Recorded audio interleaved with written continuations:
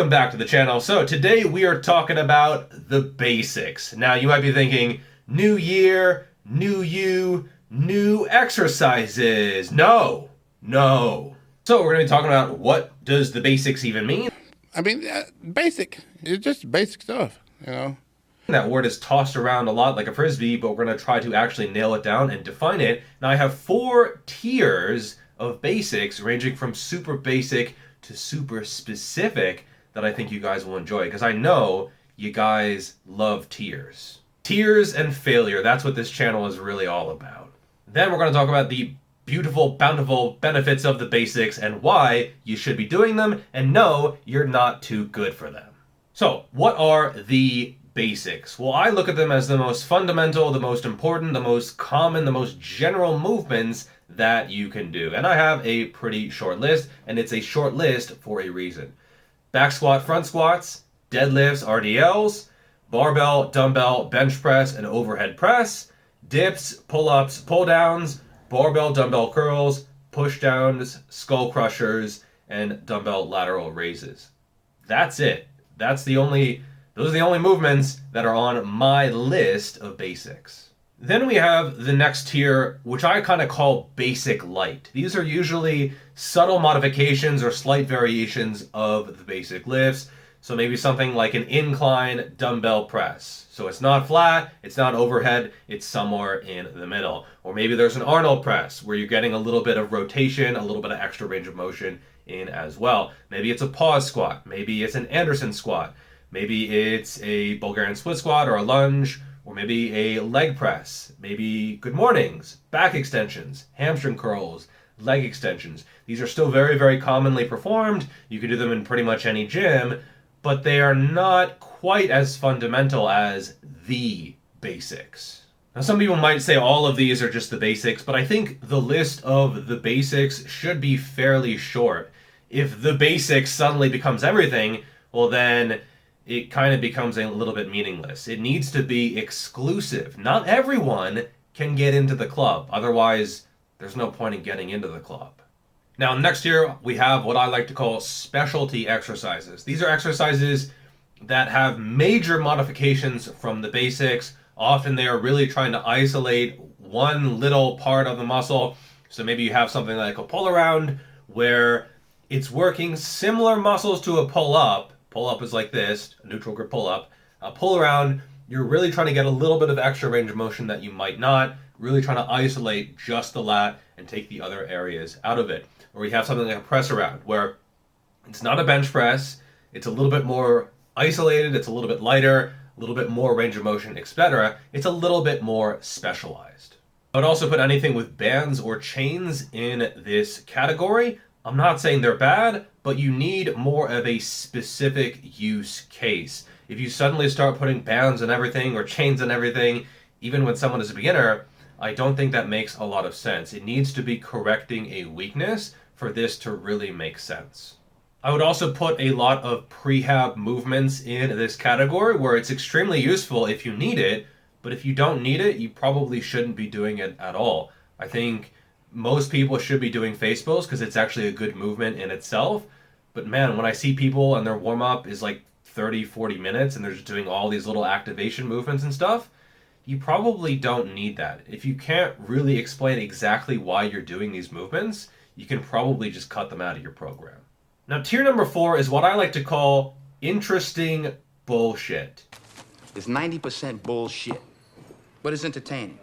It's bullshit. It's not going to be particularly effective for muscle growth, but it's interesting. It looks cool. It looks novel. Why does it look novel? Because no one's done it because it sucks. If something was actually good, people would have already discovered it, and it would be either basic or basic light or special. You know, these squeeze presses. It looks cool. Under the perfect lighting, someone's shredded, you have this squeeze press, you can see all the definition, etc., but that's not how they built their chest.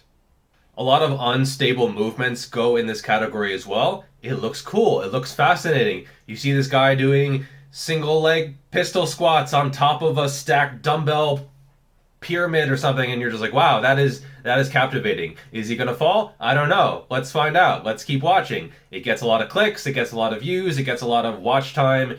it does really well on social media. It's interesting, but it's ultimately bullshit. And actually, when you look up the term interesting bullshit in an exercise science dictionary, you just see a picture of Joel Seedman just sitting there smiling. If you want to just define what this is, just go to Joel Seedman's page, start scrolling a little bit, that kind of stuff. Interesting, fascinating. It's like looking at a train wreck in slow motion, but it's not really actually going to be helping anyone. Well, can't you see how retarded she is? Lose the helmet, sis. We can't prove that you're retarded. But he works with professional athletes, yeah, who would be better if they didn't. So why should you do the basics, particularly if you are a beginner? Well, here are 6 reasons that I thought of. First, they are time-tested. Millions of men, probably, at least many thousands, have gotten jacked from using pretty much exclusively these movements. They work. And if they don't work, it's probably something else that you are doing or not doing. So it could be your diet, could be your sleep, could be your stress, could be your programming, could be your effort, could be dozens of factors. You can check my books if you want a full list on how to troubleshoot how things are going. But if the basics don't work, it's probably not the basics. It's probably you. Number 2, they are relatable and comparable. They have standards. You can talk to other people and get advice about them. They are not some obscure thing that no one else does. These basic movements, you can just talk to people about them. You can get good advice. There are a lot of resources for these movements, and that's generally a good thing. By the way, this video is sponsored by Boostcamp. So one of the things that I like about Boostcamp is the exercise selection. So you have your program, either something that you write or one of the many programs on there. I have 3, which you can check out.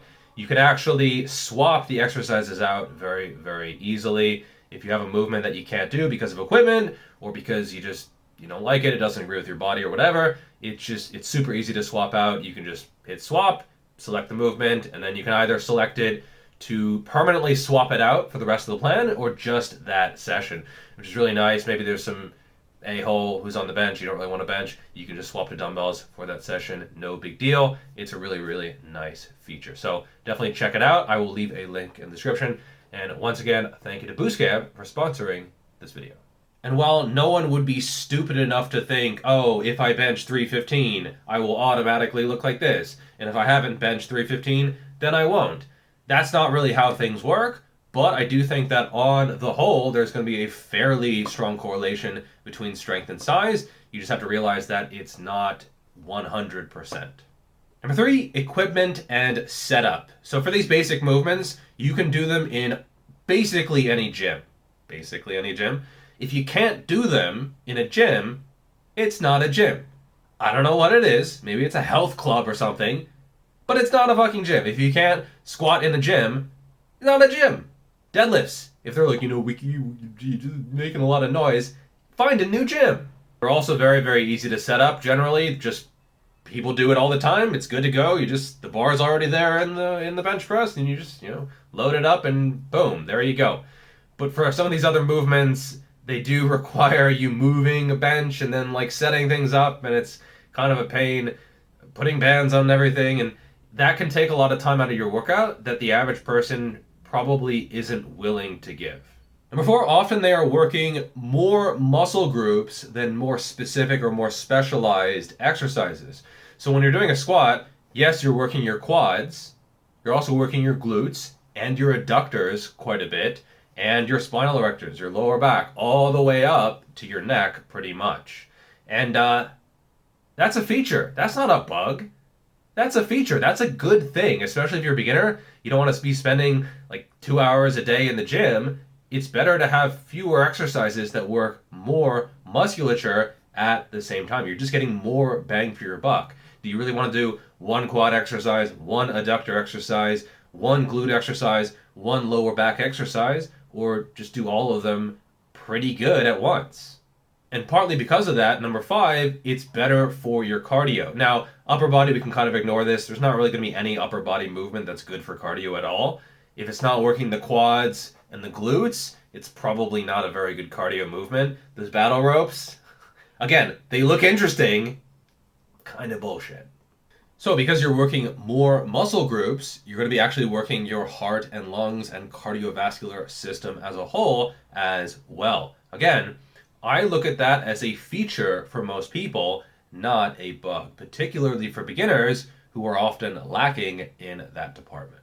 Now, it doesn't fully replace cardio, but you might find that if you habitually don't do a ton of cardio and you switch from squats to more isolated movements for whatever reason, maybe injury or just preference or something, or maybe you're working around some issue, you might find that you get out of breath going up the stairs because squats and deadlifts and RDLs, those big basic compound movements, they do get you in decent shape.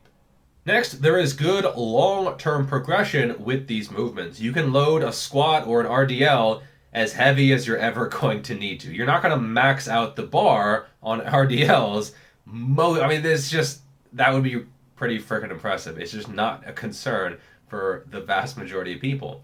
But you might max out that chest press machine, and once you hit 10 reps, you go to 15, I guess. You go to 20, 25, 30? Like, yeah, on paper, hypertrophy is the same, but you're going to do sets of 30 for this chest press? Like, at a certain point, it's kind of just shitty. You probably won't maximize your physique on the basics. You'll probably have to tweak and modify and add things or remove things during your training career. If you look at most advanced lifters, their training plan is very specific to them. But don't try to copy their plan. I get DMs from beginners and they send me their plan and it's just, I don't recognize any of the movements. It's just, where are the basics? And they've just avoided them because they've heard they don't work, or they've seen someone who's super advanced who avoids them, and I think that is a big mistake. And if you're a beginner, don't be a total minimalist. Don't just have one squat variation, one hinge variation. It might work, but it also might not. You're going to need more variation, more variety, more maximalism at some point. My name is Maximus. But what point is that? When do you start working things in? It's a tough call. And this is where sometimes creating content can be challenging, because the advice for a pure beginner, the advice for an intermediate, the advice for someone who's more advanced are all totally different with regards to exercise selection. And so if you're just getting into weightlifting, at least start with the basics, because that is your home base. That's where you start branching out to other areas and doing other variations. How can you do variations of the big lifts when you've never done the big lifts? It doesn't even really make sense. So start with these core lifts and then experiment gradually over time as you get more advanced and as you understand yourself as a lifter. And then for more advanced guys, I do make some content for them, but generally it's going to be so individualized that a YouTube video can't really cover it. I might. Let me know if you're interested in like advanced training stuff. It's actually a video that I really want to make if there's enough interest in it. But I think generally for advanced lifters, they know what they need more than I know what they need. So if you want to delve deeper into programming, which by the way is probably the most important factor when it comes to your training apart from maybe effort, I would suggest Sweat for beginners and intermediates, and then my second book, Resurrecting Your Gains, for intermediate and advanced lifters who have been hitting plateaus. It is basically a how-to manual on how to progress when you haven't been able to progress. But for beginners, especially, I would say go for Sweat, as that is going to be teaching you the fundamentals of lifting. All right, that was all for this video. Hope you liked it, and I'll see you in the next one. Peace.